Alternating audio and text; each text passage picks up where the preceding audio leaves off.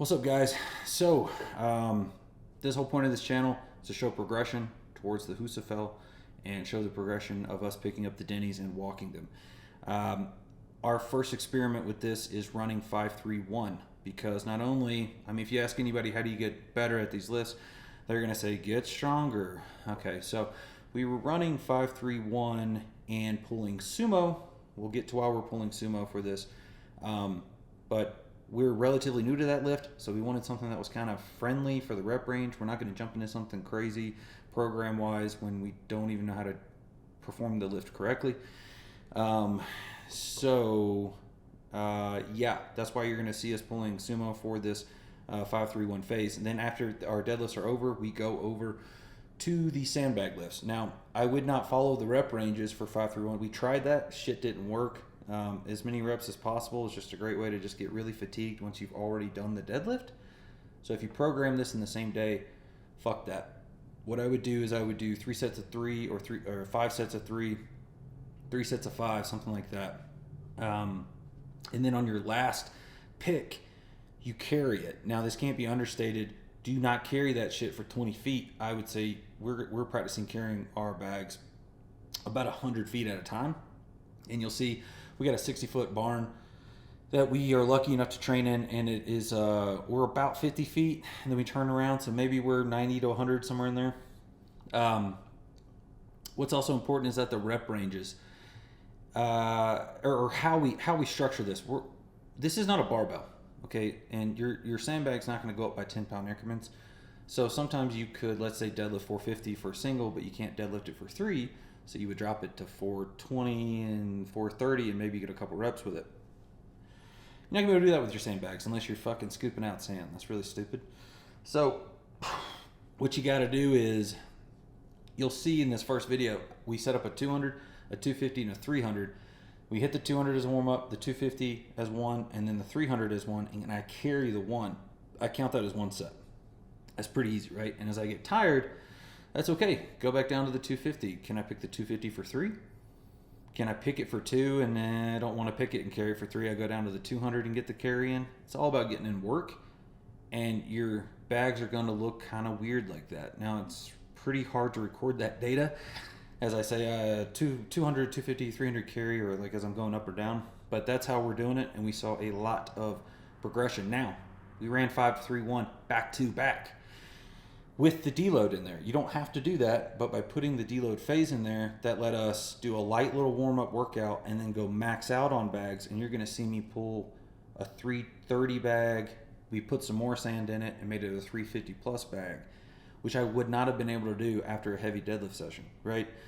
Something to be said about how you program these things if you're going to prioritize certain lifts. But in general, we're getting stronger in deadlifts, so you would think we'd also get stronger at sandbags. The last point I'll bring up is sumo. I know you're going to see some guys. I watch a lot of Alex Bromley. He gives a sumo lift like a C tier list. What the fuck? That's really doesn't make sense, because as you pick up the Denny's, your legs are wide. As you pick up a stone, your legs are wide. As you pick up a sandbag, your fucking legs are wide. So why are we not training in that same position for the deadlift? Do I think you should only sumo? Fuck no. I think you should do Romanians and stiff legs and conventional snatch grips, anything you can. But I think sumo deadlift really has its place for strongman exercises when it's picking something off the ground. Good God, who's worked out in the field? Unless you're picking up a wheelbarrow, you're picking up a huge bucket of something. You're picking it up between your legs. So there's a lot of things I think sumo helps out a lot with. And I know it's a different lift, but you're going to see how horrible our lift looks because our technique sucks, but you're going to see it improve. You're going to see like our lockout's a little finicky. We're kind of rushing through some of our reps. Our hips are too high. They need to get a little bit lower. We're obviously not only going to sumo on this platform. We'll do some regular deadlifts, but enough talking. We're going to jump into the videos, and I'll just throw some light commentary on that, and let's just have some fun watching the progression. So, like I said, this is us testing out these sandbags. This is the second or third time we have ever really tried to pick them up or actually do a workout with them. I can go ahead and tell you right now, fuck Iron Mind bags. One or two of them's already starting to rip. We barely used them. That's why the tape's on some of these already. Also, I don't like the scrunched up shit on the end. I say Cerberus bags are amazing. We also just recently bought 2 Rogue bags, one at 150 and one at 400. I understand you can fill the 395 pound Cerberus bag to 400, but it doesn't say 400. So I wanted the 400 Rogue bag. Don't think that's gonna fall for a couple months. I'm not even gonna attempt it probably for another 2. In this video, like, this is what I'm talking about right here. This is gonna count as one set. I'm gonna pick the 200 bag, I'll pick the 250 bag, and then I'm gonna pick the 300 and walk. That's one set, and I want at least 3 working sets after our deadlift of 531. This is kind of our event day. No, we did not stop here after sandbags. We also did some light farmer carries and some grip work at the end. I absolutely love this. This is like a beer in hand at some point activity where we get mostly through the sandbags, and I'm cracking a Coors Banquet or a Twisted Tea or something like that. Who you see picking that up right there is Matt Peterson. Just a mass monster freak of a bodybuilder. Came out to join us. He's been coaching us through a lot of bodybuilding movements for the last year.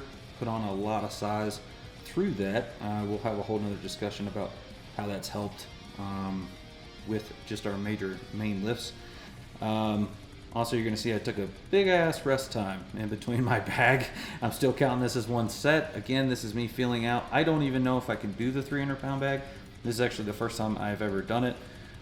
It's also, I gotta say, a hell of a lot of fun to see your boys get fired up watching you PR on stuff. I understand this bag is a joke for a lot of you big guys out there, but this is the first time I've ever attempted it. So yeah, it moved pretty well, and then within 3 to 4 weeks, I'd already moved to a 350 pound bag. I don't know what the max is going to be on those things. I'm guessing somewhere. I think anything over 350 is going to take some time to get stronger, just in general, to be able to move to that 400 pound. What else can I say about this? I don't think that it can be understated enough that everybody should be putting some type of strongman day into their workouts. I can't really tell you how fucking boring it gets just to go in and do the same movements over and over. And this kind of like revitalizes your whole lifting career. I mean, it's something applicable, something fun.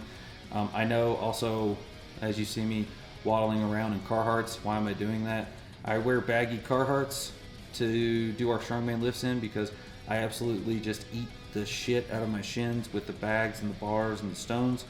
And I honestly, I just have a couple tattoos and I don't want to fuck them up, so I wear Carhartt pants for that. That's just my style right now. I will deadlift in shorts for the heavier sets so I can show that I'm locking out and stuff like that, but mostly I'm rocking pants. As you can tell, Matt Peterson is now laying on the ground. He had the great idea of working out before he came to work out with us, which I can tell you is a terrible idea on Strongman Day. And here is Mikey going for the 250 for the first time. So he's going to shoulder this. Again, no one taught us how to shoulder bags. We just watched a Martin Lisi's video and went from there, and it goes pretty well. Martin Lisi is a great source of knowledge for a lot of these strongman movements. Here's Mike Morgan. This is a 200 he did for multiple carries. This was also a day where we did some sled work with the rope where we're pulling for accessory at the end. This is my first attempt at 320, or it was a 330 bag, and it moved way too easy. So easy that me and Mike looked at it and thought, well, that can't be fucking right. So we weighed it, and sure enough, it was only 330. So we added some more weight to it immediately, and then this is the same bag at 350. Obviously, it moved a little bit slower, but I still wanted that in the tank. I really wanted that because I really wanted the 400 pound bag, so I wasn't going to buy the bag till I could max out this bag. Those are all the dog. I gotta say, like, this is just like a fun day where you're hanging out with your homies. we've got some other people interested that have been coming out and training with us. Like, it turns out if you just tell a bunch of guys and girls that you're having a strongman day, people are interested and want to clown. This is $585 for 3. This was not actually in my 531 program. I just decided to go for it because that's what I had programmed my shit off of, and I had never actually done that before. I wanted to know if I could do it. These black weights you're looking at are 100 pounds a piece, and those are just bumpers. I understand that the bumpers are adding a little extra length to the bar, so we've cut down on that. We got some feedback on that. And then just a shout out to everybody else that's been lifting with us. We've got Jackson that's come in that is telling us our sumo deadlifts are ugly as shit because our hips are too high. So that's good. We're finding that out. You're going to see him pull 550 for an easy double. He had a couple doubles that day. You're going to see Kara pull 225 for 5. She started training with us. This video right here is me pulling 605 for a single with straps. Using straps because it's a strongman day and our grip's going to get taxed in 5 different exercises. So and yeah, so we got you'll see the video of Kara. She'd only ever deadlifted like 225 for like 3 or 2, and then she comes out, deadlifts with us, and out of nowhere pulls 225 for 5. She also, good God, she's pretty fucking strong. We got some footage of her moving the 150 pound sandbags like a joke, so she might be traveling with us to Utah to pick up the Utah stones. Showing you different angles of our deadlifts. I mean, look how high my hips are. I don't think that it's actually that good. I think they should be a little bit lower. I'm kind of rushing through these reps. I understand I need to slow them down and reset at the bottom. I think this weight right here was around 480, 490 for 12, something like that. We'll have to take a look at the Excel spreadsheet, and apparently me and Mike just like dressing the same. So yeah, let's shout out to the other guys in the videos. We've got Jackson at the end, like I said, 550 for 2. We've got Chris pulling I think like 500 for a single after going to an hour and a half of randori of Brazilian Jiu-Jitsu sparring, and then he walks in and does deadlifts and sandbag carries. Like, what a fucking monster. And I'm thinking that is pretty much it on the list. And I'll throw some numbers out on all these guys so we know what we're pulling roughly. And then, yeah, I guess that's it, guys. Thanks for tuning in. I'll keep the video rolling with a little bit of music, and we'll tune back in for progression because now we're moving to the Denny stones and deadlifts.